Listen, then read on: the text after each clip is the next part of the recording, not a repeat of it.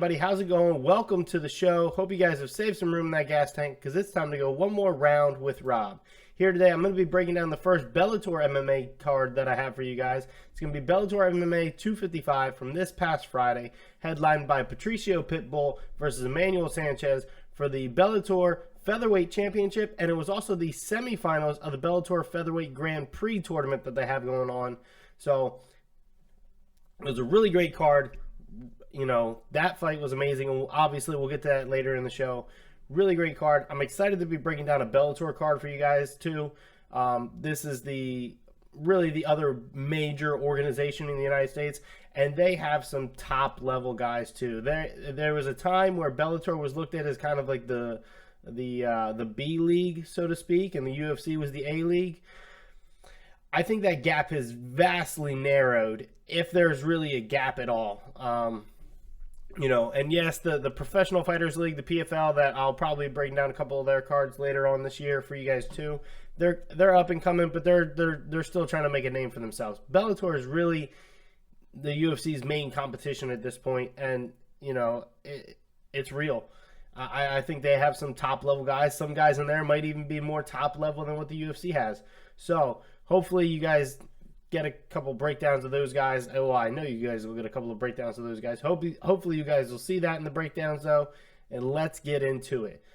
So we're going to start off with a bantamweight bout. Also, all these rankings for Bellator, this is their first go-round of doing rankings. So it's going to be really interesting on how they do this, if they do it any differently than UFC or anything like that.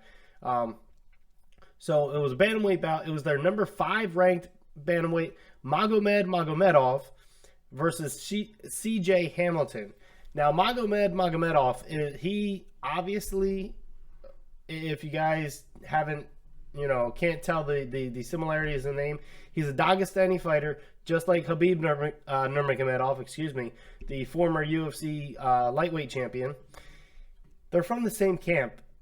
Khabib Nurmagomedov's dad has trained Magomedov. He's all these guys that just about all these guys that are going to come out of the Dagestani region, out of Dagestan, Khabib Nurmagomedov's dad pretty much trained them up until his unfortunate and untimely passing last year.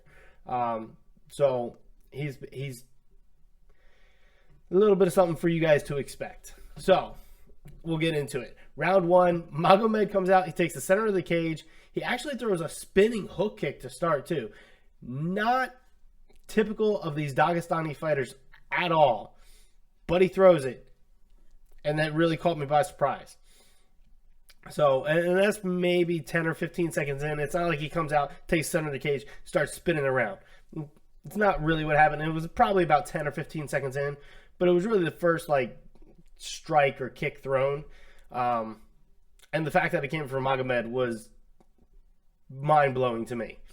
So after that, the first minute's really a feeling out process. They're trying to, I think Hamilton was trying to figure out if he was going to be able to strike and not get caught by Magomed in any kind of takedown or anything like that, because everybody knows all these Dagestani guys by now are just, their game plan is I'm gonna wrap you up, I'm gonna hold you up, and I'm just gonna be like a boa constrictor. So Hamilton, I think, is trying to figure that out. Magomed, I think, is just trying to look for his opening. Hamilton actually does get control of Magomed up against the cage for about 45 seconds, which, is, I believe, if I remember correctly, it was off of a shot from Magomed that Hamilton kind of defended. Regardless, Hamilton gets Magomed up against the cage for about 45 seconds, which I was like, oh, okay. Hamilton, that's got to build confidence for him. Like I said, especially against, I don't mean to stereotype them, but their style of fight, the majority of the guys that come out of that Dagestan camp, that was Khabib and his dad pretty much running the show, they all have the same style, and it's very effective. Don't get me wrong. But that 45 seconds had to build confidence for Hamilton. Magomed flips the script a little bit, though, on him. He gets a single leg. Hamilton gets up during a scramble, but then Magomed ends up getting another takedown a little bit later in the round. This is with about 2 minutes left. He gets this takedown. And then we see that style that I just kind of talked about come into play. He's using a lot of pressure on top to keep Hamilton down. You know, he's not really throwing a lot of shots. He's throwing just enough shots, and he's moving just enough to keep Hamilton down and to keep the ref from standing them up. But it's a lot of pressure. It's a lot of that boa constrictor. Everything's kind of constricting in on me feeling is what you're going to get from these guys, especially when you're on the bottom against them. Hamilton does get up with just about a minute over left in the round. But about 30 seconds left in the round, Magomed gets another takedown. He lands some good ground and pound. And that's pretty much how the rest of the round goes. Honestly, I thought Magomed might have been able to finish that round if there was maybe another 10 to 15 seconds on the round. It really looked like the ref was giving him a good look to stop the fight. You know, Hamilton must have, you know, just done enough to keep himself in the fight. Now, I will say this, with about 10 to 15 seconds left, Hamilton kind of gets up to his feet just enough that Magomed actually has to give him a belly-to-back suplex, which was what it had been a while since I had seen a belly-to-back suplex like that in an MMA bout. It was a thing of beauty. Guys, if I could run a tape for you guys, first of all, if I had the technical knowledge enough to do that for you, I would. Go back and look this one up. It was Bellator 255.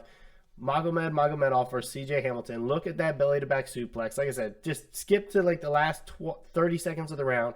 You'll see it about 10 to 15 seconds into that time period. It's beautiful. It's absolutely beautiful. So 10 to 15 seconds left. He gets a belly-to-back suplex there. More ground and pound. Round ends. Easy 10-9 round for Magomedov. You know, that the last 2 minutes, he just absolutely flipped the script and stole it. He became that Dagestani style fighter, took him down, landed his shots, and just out wrestled him. Round 2, Magomed comes out. He starts with a spinning back kick, kind of to the thigh area. So he, again, a spinning attack coming out from these guys from Dagestan. Not something that you're going to see a lot of. They're not the flashy kind of guys. They're not. They're the grind out kind of guys, which is it's good to see, because you do have the flashy guys. You have the Conor McGregors. You have the Sean O'Malley's. You have those flashy guys. You have the AJ McKees. Like, you have the flashy guys. It's good to see some of these guys that are like, I'm just gonna grind you out. It's honestly relaxing for me to see, to be all honest with you guys.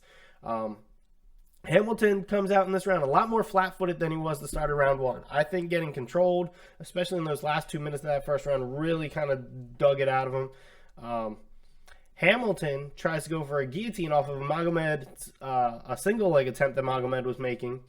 But Magomed defends that fairly easily and just starts landing more ground and pound. Not as hard as round 1, but he's landing it. And that's where things go awry for Hamilton here. Hamilton tries to get up to escape at one point. He got enough room where he could try to get up to escape. Magomed jumps straight on Hamilton's back. Leg hooks go in, locks in the rear naked choke, and then shortly thereafter, Hamilton has to tap. You know, Hamilton was kind of standing up as Magomed jumped on the back, got the hooks in, got the choke in, and then he kind of fell. I want to say to his side. He could have just fallen to his stomach. I could be mistaken on how he fell. Either way, he goes to the ground. Not really the best, especially the position he put himself in. Not really the best to do. Magomed gets the submission. It was after about that 2 minute left mark of round 1. It was a typical MMA bout that you would expect to see from, I hate to keep saying this, but from these Dagestani fighters. Like, it is the typical fight that you could expect to see.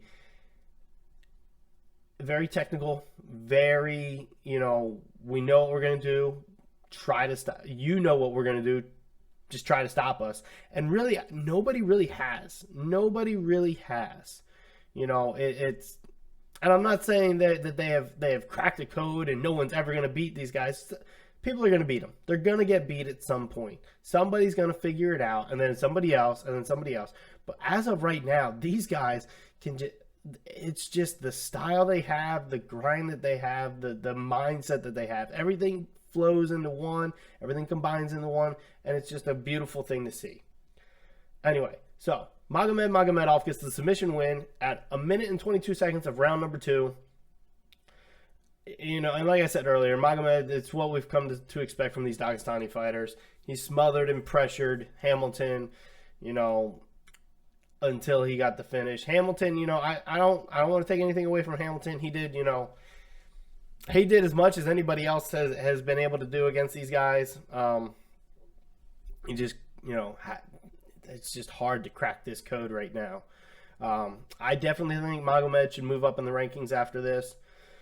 But that's not up to me. You know, like I said, he was number 5 in the inaugural Bellator rankings. So I gotta see. I would have to see him moving up after this. I don't see how they keep him at number 5 after this. I just don't.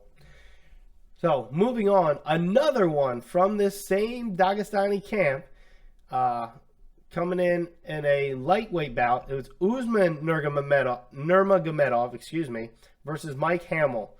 Now, Usman Nurmagomedov, same last name as Khabib Nurmagomedov. That's his cousin. Also undefeated coming into this fight. So, guys, you know, I don't want to say it's in the blood for them, but it's probably in the blood for them. Now, here's the funny. Here's kind of the funny part about this. Usman Nurmagomedov, I just got done explaining to you guys that camp has a lot of their guys love to grind out, wrestling, hard, bow constrictor type things. Usman Nurmagomedov, not so much. He loves to strike with guys. So this fight was a little bit different than what I'm usually used to seeing from these guys coming out of that camp in that region. So let's get into it. So Nurmagomedov comes out. He's very patient and controlled. That's one thing that they all shared. So even Usman Nurmagomedov here, he's openly admitted he's more of the striker. He likes striking. You know, he can wrestle. Obviously, he comes out of that region. He's Khabib Nurmagomedov's cousin. If you don't know how to wrestle against Khabib Nurmagomedov, or at least a little bit, as a kid, you're probably going to get pummeled because Khabib's probably going to try to wrestle you and just put you in a ball. So he obviously has wrestling skills. He just likes the striking better, but he still comes out patient and controlled. All those guys in that area that were trained under Khabib's dad, they all have that patient, controlled style. We're going to figure this out, you know, a step at a time. You know, Hamill comes out.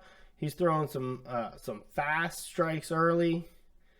Or he comes out fast and he's throwing some strikes early. Sorry, he's so you have that opposite end of the spectrum that Hamill's taking.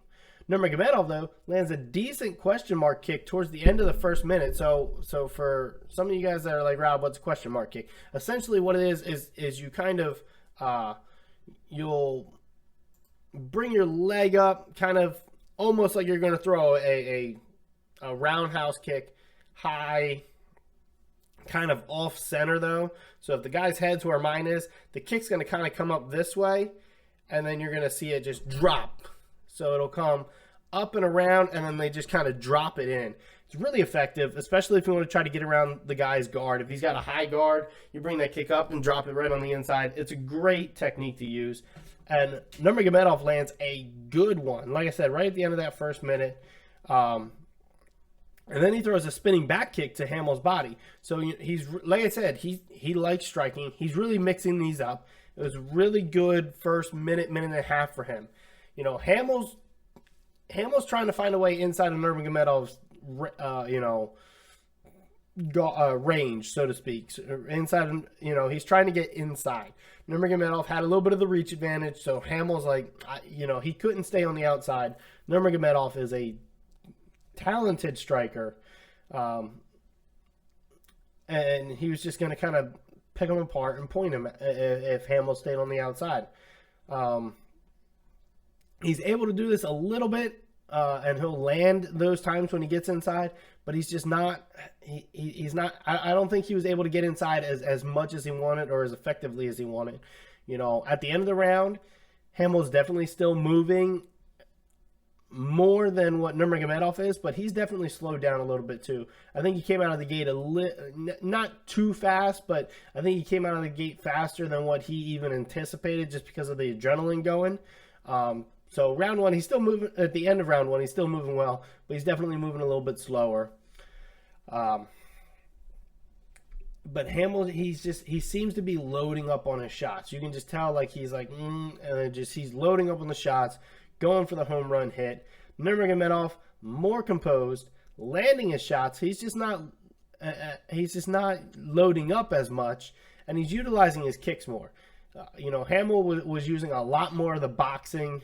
Nurmagomedov was using more of a variety, we'll say. I don't want to say he was using a lot more of a variety, because his kicks were kind of, after those first, that question mark kick and that spinning back kick, they were kind of not as frequent as one would think, but he was still utilizing them.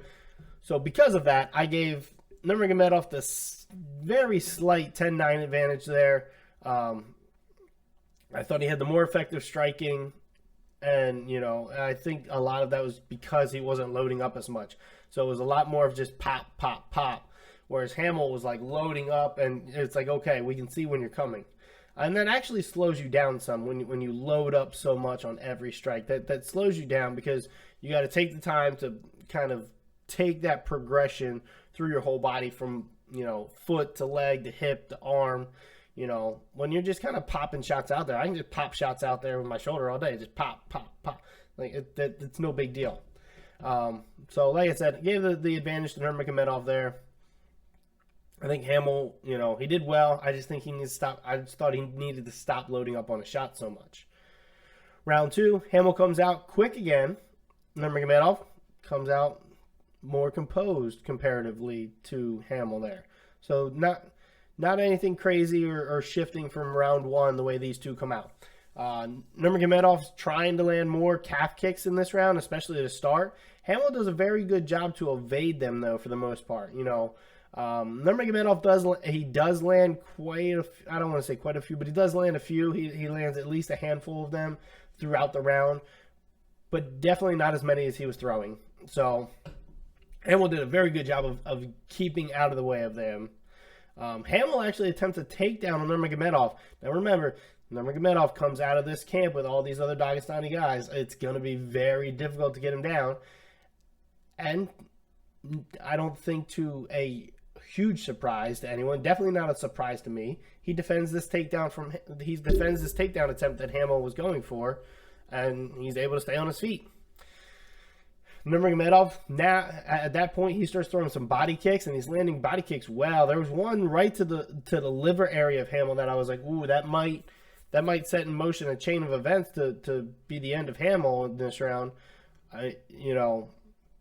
Just because it landed really well, and he's and the other thing was that Nurmagomedov at this point was still staying composed, not loading up on a shot. So even when he landed that body kick to the liver, I was like, oh, that might be. He didn't go. I guess he didn't see what he wanted to see to go in for a kill or to go in for a finish.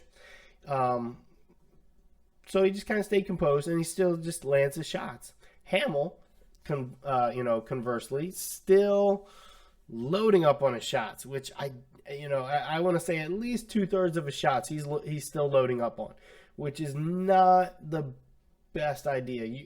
I don't think you want to load up on 2/3 of your shots ever, unless never. Sorry, not even ever. I was gonna say, even if you have the guy hurt on the ground, he's turtled up, not even then. I just every now and again I would throw a power shot. But I wouldn't think that you would load up on 2/3 of your shots almost ever. But to each their own. Everybody's got a different style of competing. Nurmagomedov lands 2 to 3 good jabs right in the last 15 to 20 seconds of the round, too. They were stiff jabs, like at least on 1 or 2 of those 2 to 3. you know, you could see Hamill's head kind of snap a little bit back. So, you know, I thought this one was a 10-9 round for Nurmagomedov. This one was a little bit easier for me to score. He landed the better shots, and especially the better shots, you know, at the end of the round, those 2 to 3 jabs there. He defended the takedown from Hamill, you know, and like I said, I just think Hamill's issue with landing was he was just trying to load up way too much. Round 3, Hamill comes out. He's not as quick this round coming out as he was the first two, but he comes out a little bit not as quick. And Nurmagomedov comes out kind of the same. He's composed and everything like that. Hamill, first big thing in the round was Hamill attempting a double leg takedown. Again, it's going to be really difficult to get these guys down. Nurmagomedov defends, escapes, and, you know, stays on the feet. That's Nurmagomedov, Usman Nurmagomedov has come out and said that's how he wants to fight. He's like, I'm going to strike. He's like, if I have to wrestle, if I absolutely have to wrestle, I will. But I want to strike with these guys. So he defends and escapes. Hamill, though, landing a little bit better in this round, at least through the first 2 minutes of the round, than he did in the first 2 rounds total. And I think, honestly, I think it was because he was tired and he wasn't loading up on as many shots. Just my opinion. I could be wrong. I wasn't in his corner, so I could be wrong. Nurmagomedov, though, stuns Hamill with a jab at about the 2:15 mark. So about 2 minutes, 15 seconds in. Good jab. And, you know, you could see Hamill pause for just a brief second when it landed. It wasn't like it dropped Hamill or anything. I don't want you guys to think that. But you could see Hamill pause. So Hamill at the time was moving forward. Nurmagomedov threw the jab out there. You could see it hit Hamill. You see his head kind of move back a little bit. It's not like a full snap back or anything. But you see it move back and you see his whole body just pause for a second. You know, and so it was like, oh, that definitely got his attention. And I think Nurmagomedov saw this too, because then he starts pressing Hamill with about 2 minutes left in the round. He's really starting to press, you know, and that moving forward, everything like that. That kind of plays not so much to his advantage about 30 seconds later, because at about a minute and a half left of the round, Hamill gets a takedown. He lands some punches while Nurmagomedov's on the ground, but Nurmagomedov gets up fairly quickly. He doesn't take too much damage. You know, Nurmagomedov still landing his punches, you know, after that, and the body kicks well. I think he's having, you know, at least compared to Hamill, I think he's having a high percentage of shots land there. Round ends. You know, I just don't think Hamill did enough. You know, the takedown and the punches, great. I just don't think he did enough in that short time period to take the round. So I gave Nurmagomedov the round again, 10-9. You know, he had the takedown defense, except for that one takedown where he got up fairly quickly and didn't really take too much damage. And in my opinion, he had a better striking. So I gave all 3 rounds to Nurmagomedov, not because of the last name, but I was really interested to see how this guy did compared to how his cousin would do. Or did in his career. Excuse me. So we go to the decision. It was a unanimous decision win for Usman Nurmagomedov. He had it scored. One judge scored it 29-28. The other 2 judges scored it 30-27. You know, I think the first judge that scored it 29-28 may have gave the first round to Hamill, because like I said, that was, in my opinion, that was the closest of the rounds. So that may have been his round that he gave to him. You know, and like I said before, Usman Nurmagomedov, not your typical Dagestani fighter that we've come to expect. He can wrestle, but he'd rather stand and trade. You know, Hamill did well. I think he showed he could hang with these guys. I just don't think he should load up on as many shots. I feel like if he doesn't load up on as many shots, he does a little bit better in this fight. So now we move on to the co-main event. It's a welterweight bout. It was the number 3 ranked Neiman Gracie versus the number 6 ranked Jason Jackson. Now, Neiman Gracie, yes, he comes out of that Gracie family. that Gracie Brazilian Jiu-Jitsu family from Brazil. So obviously his ground skills are going to be expected to be far and above anybody else in the game.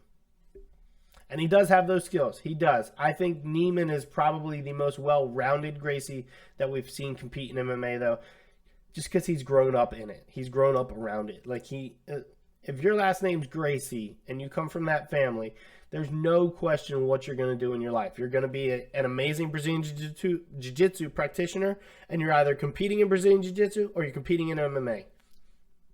That's what you're doing. Not very many other Gracie men do much anything else. I don't mean to put that on there, but that is the trend from the men of the Gracie family. This is what you do, and a lot of times that's what they want to do. I don't want to make it sound like the family forces them to do it. A lot of times they're just like, hey, this is what we do. This is in the blood, kind of thing. So, as the number 3 ranked guy, let's see how he does against his doubled ranked number 6 guy, Jason Jackson here. So round 1, they both come out, they both meet. Obviously, they both come out. Sorry, guys. They come out, they both meet in the middle of the cage. And Jackson starts off with some quick jabs, trying to keep Gracie at range. So Jackson has the longer reach in this fight. I think it was by about 4.5 inches. It was a pretty well significant reach advantage for Jackson here. You know, so he's trying to keep Gracie at range. He lands a good one too. So again, keeping him out at range. But Gracie lands a good overhand right to his own merit. Jackson defends a Gracie takedown, which big for Jackson. Jackson does not want to be on the ground with this guy. He just, like I said, if the guy's last name is Gracie, do everything you can to not be on the ground with him, because they're gonna find a way to strangle you or rip one of your limbs off. Not literally, but you guys get the gist. You know, so Jackson defends the takedown, but then Gracie sweeps him, gets to Jackson's back. Like I just said, not where you want to be, especially if a Gracie has your back. Just call the priest now, okay? Again, not literally, guys. Now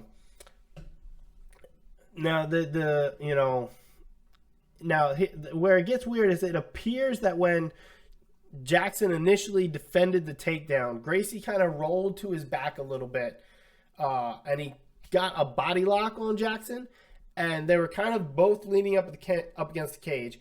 Gracie tries to shift his body weight so that they're flat on the ground, because that's where he wants to be.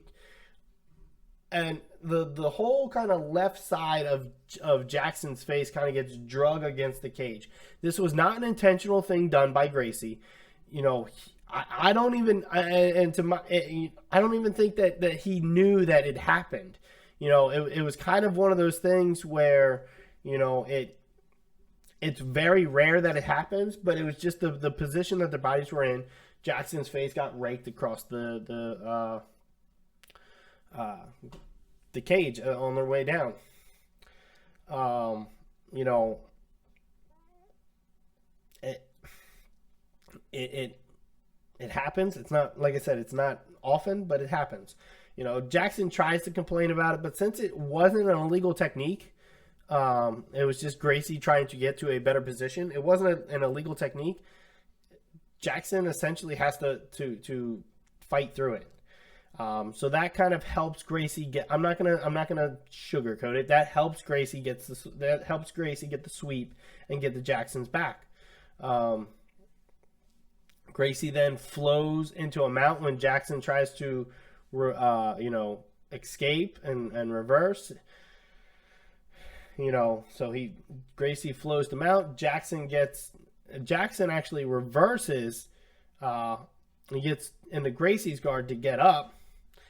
And then, you know, they're back up on their feet. Jackson lands a good leg kick that actually sweeps the legs out from under Gracie, which was really impressive. Swept the legs out from under Gracie with a good calf kick, that is. You know, Gracie gets up because Jackson's like, I'm not getting down on the ground with you. You're out of your mind. And then Jackson gets a leg trip takedown with about 25 seconds left in the round, and he kind of rides out the rest of the round. Now, It's a very interesting round to try to score. I gave it 10-9 to Jackson slightly. Even with Gracie getting the back control and the mount and all that kind of stuff, and he had great control for a fair portion of the round on the ground there, Jackson had a couple reversals. He had the defended takedown. He had the leg trip takedown. He swept the leg out from under Gracie, so the strike, he landed a good one too. So the striking was better, and I thought he had the better striking in the second half of the round. You know, so I gave it very slightly to Jackson, but very interesting round to score depending on how you saw it. So round 2, Jackson comes out and he starts firing almost right off the bat again. Like that's how he came out in round 1. That's how he's going to come out in round 2. Gracie's trying to throw more calf kicks to start. Definitely, I think he's trying to slow down the motion of Jackson to get those takedowns easier, and then also to kind of take some of the power away from Jackson's shot as well. So he's going for those calf kicks a little bit more. Jackson throws a knee. Gracie's trying to get a takedown off of it. Or he gets the takedown off of it, excuse me. And he goes right to back mount on Jackson again. Again, not where you want to be with the Gracie. Jackson gets to his feet after a short time, he's able to actually reverse him. But Gracie continually getting the back of Jackson is going to put some confidence in him that he can keep doing it. So Jackson, he does well defending the takedown attempts from Gracie. But Gracie gets a leg trip up against the cage, and he gets the leg trip up against the cage, and then Gracie, I said that right. Sorry, guys. Gracie got the leg trip up against the cage, and he starts controlling Jackson. So how they are is Gracie's kind of on his knees with his head up against Jackson's chest. Jackson's got his back up against the cage, his legs straight out, and Gracie's got his hands clasped behind his abdomen, and he's trying to suck Jackson out from the cage to get him flat on the ground, which he does, and then Gracie applies a ton of pressure until the end of the round. Just a ton of pressure, and this probably lasts the last 2.5 minutes of the round, is where Gracie's just sucks Jackson out and just gets that pressure and technique going. So 10-9 round for Gracie, in my opinion. I thought he had the better ground control this time, especially, like I said, that last 2.5 minutes where it was just a lot of pressure, a lot of technique going in there. Round 3, Jackson comes out, throwing calf kicks again. He's throwing calf kicks as well. He's coming out fast, just like he did in the first 2 rounds. Gracie's trying to get close to close the distance, to get the takedown again. But Jackson, he's doing well at staying away from Gracie to avoid the takedown. Really, no matter what Gracie was trying. Gracie went for a leg trip. Jackson's able to kind of muscle himself to end up on top here. So Gracie has the leg trip going, and Jackson just kind of says, no, I'm going to fall forward on you instead of going backwards.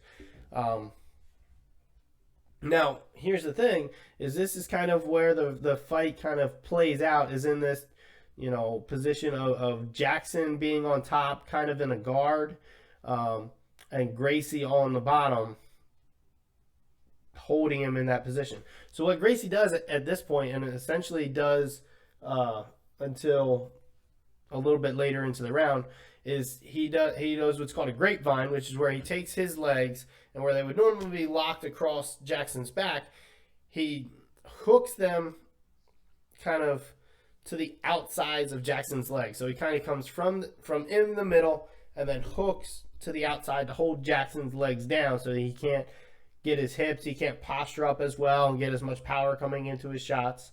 And then he takes his arms and he just essentially body locks and holds him in close. So upper body can't get up, his hips can't elevate. It really just holds Jackson into one position. Gracie's trying to reverse the position, but Jackson does well at defending these reversal attempts. And at the end of the round, Jackson's essentially just laying on top of Gracie because of Gracie's ability to control that position since Jackson had kind of muscled that leg trip. Jackson does throw a couple of strikes on the ground, but I really don't think that they were that effective. Because Gracie never let go of the grapevines or the body lock. So I don't really think they were that effective. Because of that, I gave Gracie the round 10-9. I thought he had the better ground control. I thought he was more effective on the ground because he shut Jackson down. And, you know, I think he pressed the action a little bit more before they ended up on the ground. So I gave it 2-1 for Gracie. We go to the judges' scorecards. All three judges saw it the opposite way. They gave the unanimous decision win to Jason Jackson, 29-28 on all three cards. I'm going to go ahead and assume that they gave him rounds 2 and 3, maybe. Maybe 1 and 2. Like I said, round 1 I gave to Gracie slightly. Or excuse me, I gave round 1 to Jackson slightly. Maybe they gave round 3 to him as well. That's the only other one that I can think of. I definitely think Gracie has more work to do on a stand-up game. You know, it's good, but it needs to get better. You know, it needs to get better, especially when he's going to be fighting guys that have a larger reach advantage than he does. Like I said, I think Jackson probably got the nod for being on top in that part of the last part of round 3 there. In my opinion, I think he was the one that got controlled on the ground because of how Gracie was able to utilize his grapevines and his body lock, like I just said. So I just think if Gracie had better striking in this fight, I think he would have had a better chance of winning the fight. I think it might have gone in a different way. So that being our co-main event, guys, this is our main event now. It is the like I said, it's going to be for the Bellator Featherweight Championship, and it is the Featherweight Grand Prix Tournament semifinal bout. It is your featherweight and lightweight champion, Patricio Pitbull, going up against Emanuel Sanchez. Again, in this fight, just the featherweight title was on the line, but Pitbull does hold both titles in Bellator. This is actually going to be their second time fighting, or it was their second time fighting. They fought back in 2018 on November 16th of 2018 in a 3-round bout where Pitbull took the unanimous decision win. It was a very close, very competitive fight, though. So it was definitely a fight to look forward to, guys. Definitely a fight to look forward to. Neither fighter has ever really been stopped in a loss. Pitbull technically has a loss by stoppage to Benson Henderson, but I believe he broke his leg or his foot or something at that point in that fight, and he actually tried to fight on it for quite a bit after that before him and his corner deciding no, like that's just, we don't want to cause any more damage to it. I believe that's what it was. I could be mistaken, but I believe that's what it was. Was it a stoppage? Yes. Was it a true stoppage by like the other guy knocking him out or tapping him out? No. So anyway, that being in mind, let's get into it. Round 1. Pitbull comes out and he takes dead center of the cage to start. When I say dead center, I mean if there was a bullseye in the cage, Pitbull was on the bullseye. Like that, he came out and he came out like Neil Armstrong. He's Brazilian, but he came out like a Brazilian Neil Armstrong, stamped his flag down and was like, let's do this. Like, this is where we're going to be. This is my spot. And so I thought that was pretty interesting. Sanchez moving around the outside, and Pitbull just doesn't go to him, though. So he pretty much just rotates and watches Sanchez move around on the outside. Sanchez is throwing a good amount of leg kicks early, though. Good amount of leg kicks.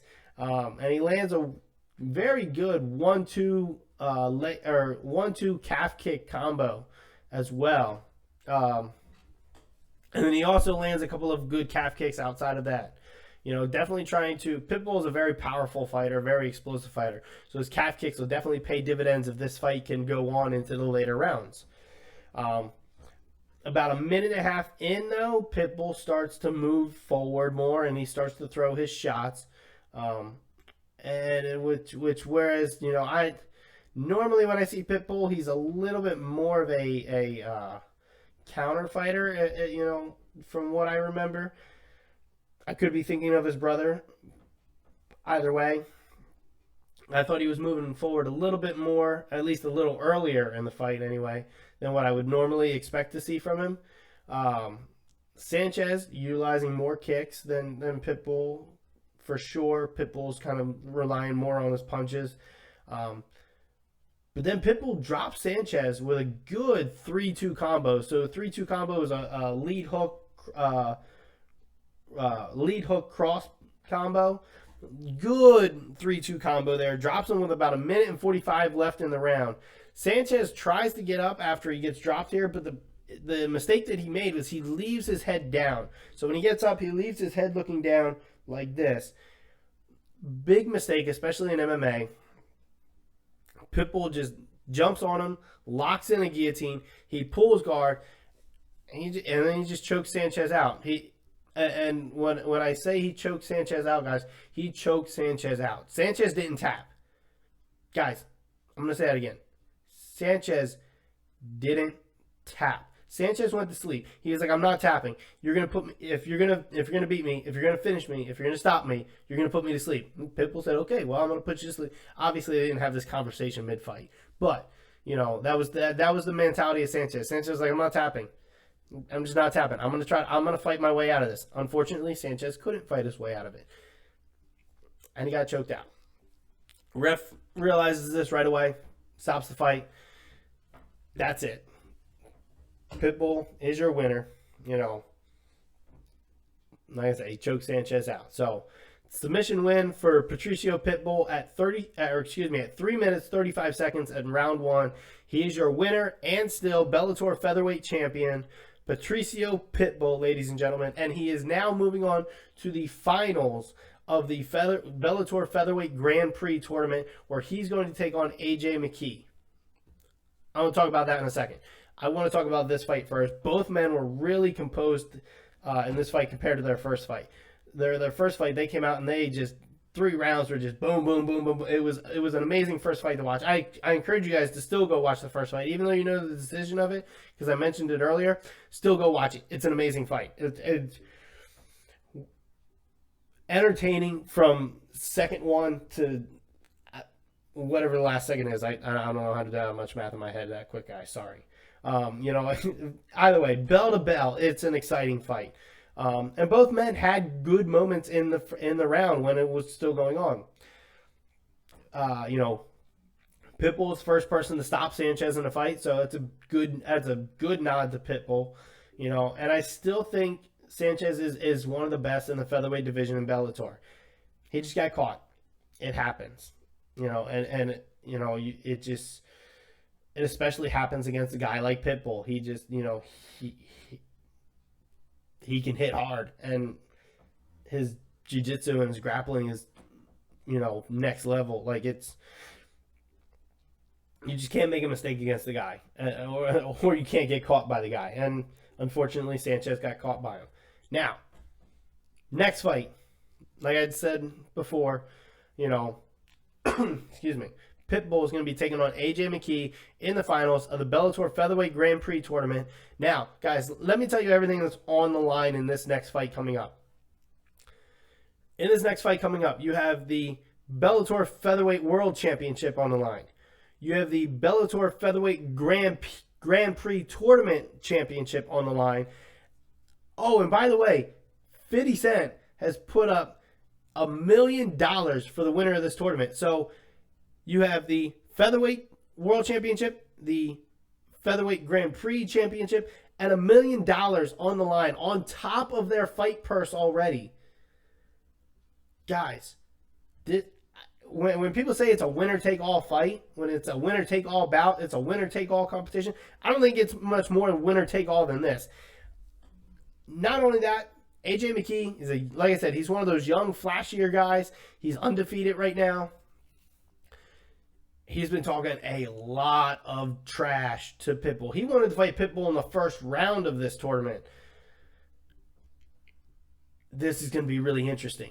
This is going to be really interesting. When they faced off in the cage after Pitbull's post-fight interview with Big John McCarthy, they were already talking. Well, I don't want to say already because they were talking trash even before they faced off in the cage. They've been talking trash for at least the last year and a half.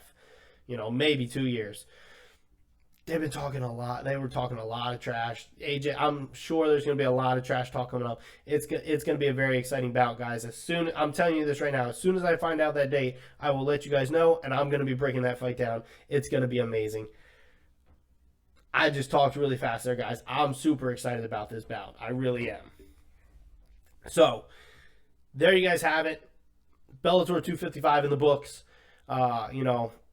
Let me know what you guys thought. If you guys saw the card, you saw something different than I did, let me know in the comments down below. Hop over to Facebook and Instagram. We can have a conversation there as well. Guys, I thought it was a really great card, especially for Bellator coming back. They hadn't had a card since December. I was really anticipating their comeback. It's going to be amazing. It's great. I'm glad they're back. So if you saw another card, if you saw another fight on the card that you want to talk to me about, hey, shoot me a message about that one too. Like I said, I've seen them all, so I'm more than happy to talk about that. If you guys, as always, if you guys have a card that coming up that you haven't heard me talking about on Facebook or Instagram, shoot me a message, and I'll take a look at it and maybe break it down for you guys. But other than that, I'm glad to be back, guys. Hope you guys have stayed happy, healthy, and safe. Hope you guys continue to stay happy, healthy, and safe. And congratulations, guys. You just went one more round with Rob. Have a good one. We'll see you next time.